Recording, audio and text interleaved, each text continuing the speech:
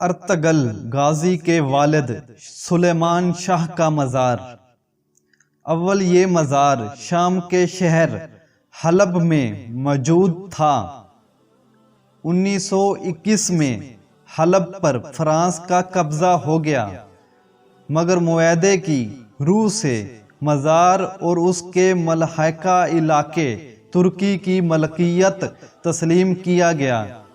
شام کے الگ ریاست قائم ہونے کے باوجود مزار اور اس کا ملحقہ علاقہ ترکی کی ملکیت ہی رہا۔ بہت سارے ترک اس مزار پر حاضری دیتے، یوں یہ مزار ترک مزاری کے نام سے مشہور ہو گیا۔ 1974 میں وہاں سے ایک جھیل حسد بنانے کی وجہ سے مزار کو 80 کلومیٹر دور ایک دوسری جگہ منتقل کرنا پڑا۔ 2010 میں عرب بہار کی وجہ سے شام خانہ جنگی کا شکار ہو گیا۔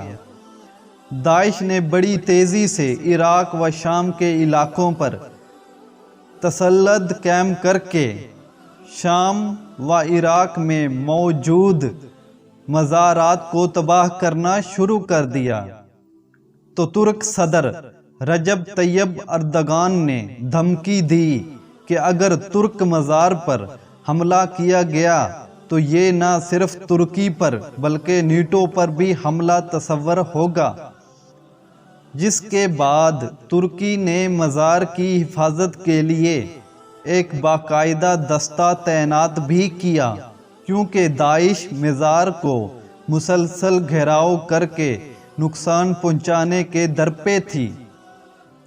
2015 میں اس ساری صورتحال سے نمٹنے کے لیے سلیمان شاہ کے مزار کو تمام تر باقیات سمیت ترکی نے اسے شام سے ملحقہ اپنے ایک سرحدی علاقے میں منتقل کر دیا۔ معزز صارفین، میرے چینل کو سبسکرائب نہیں کیا تو سبسکرائب کر دیں اور بیل آئیکن پر پریس کر دیں، اور اس طرح کی اور بھی ویڈیوز دیکھنے کے لیے میرا چینل وزٹ کریں۔ تو ملتے ہیں اگلی ویڈیو میں، تب تک کے لیے مجھے دیں اجازت۔ اللہ حافظ۔